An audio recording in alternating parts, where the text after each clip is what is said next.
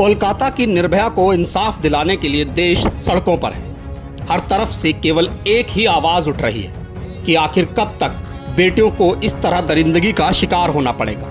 एक महिला डॉक्टर जो अपनी लंबी शिफ्ट के बाद चैन की नींद के कुछ पल गुजार रही थी, उसके ऊपर इंसान की शक्ल में एक हैवान ने हॉस्पिटल के भीतर हमला कर दिया। उसने पहले उसके साथ दुष्कर्म किया और इसके बाद उसकी हत्या कर दी। कोलकाता के आरजी कर मेडिकल कॉलेज में 8 अगस्त की रात जूनियर डॉक्टर के साथ हुई दरिंदगी का पूरा सच अब ऑटोप्सी रिपोर्ट में खुलकर सामने आ गया है। रिपोर्ट से पता चलता है कि जूनियर डॉक्टर ने अपनी आखिरी सांस तक उस पर हमला करने वाले से लड़ाई लड़ी थी। कोलकाता के आरजी कर मेडिकल कॉलेज एंड हॉस्पिटल में 31 वर्षीय महिला डॉक्टर की बेरहमी से हत्या और दुष्कर्म के मामले में ऑटोप्सी रिपोर्ट कई भयानक खुलासे कर रही है। इंडिया टुडे की रिपोर्ट के मुताबिक पीड़िता के शरीर पर 14 से ज्यादा चोटों के निशान मिले हैं। गला घोंटकर उसकी हत्या करने से पहले महिला डॉक्टर के साथ मारपीट और यौन हिंसा भी की गई थी। ऑटोप्सी रिपोर्ट में पीड़िता के सिर, चेहरे, गर्दन, हाथ और गुप्तांग सहित शरीर पर 14 से अधिक चोटों के निशान दर्ज किए गए हैं। एक सीनियर ऑफिसर ने बताया कि पीड़िता ने आधी नींद में होने के बावजूद पूरी ताकत से आरोपी का विरोध किया था।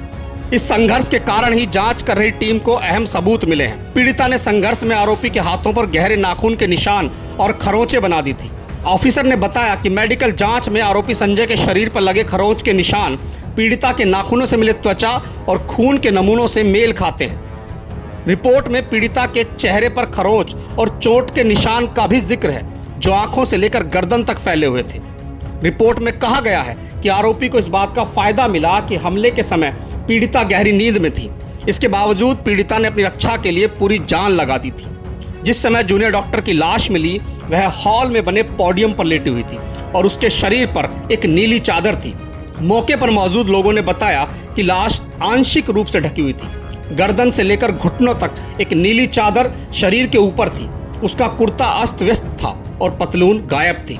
लाश के पास से उसका लैपटॉप, एक नोटबुक, सेल फोन और एक पानी की बोतल भी मिली है। जूनियर डॉक्टर की ऑटोप्सी रिपोर्ट में मौत का कारण गला घोंटना बताया गया है। पीड़िता के शरीर पर यौन हमले के स्पष्ट निशान थे। रिपोर्ट में जबरन संभोग के सबूत भी मिले हैं। रिपोर्ट में बताया गया है कि पीड़िता के निजी अंग के भीतर एक सफेद, गाढ़ा, चिपचिपा तरल पदार्थ पाया गया। इसके साथ ही नाक, दाहिने जबड़े, बाएं हाथ और कंधे पर गंभीर चोटें मिली हैं, जो बताती हैं कि विरोध करने पर पीड़िता के साथ मारपीट हुई होगी। जूनियर डॉक्टर के फेफड़ों में खून का रिसाव और खून के थक्कों की मौजूदगी भी पाई गई, जिससे पता चलता है कि उसके साथ क्रूरता की सारी हदें पार की गई। फिलहाल के लिए इतना ही। ताज़ा और बड़ी खबरों के लिए बने रहिए नवभारत टाइम्स ऑनलाइन के साथ।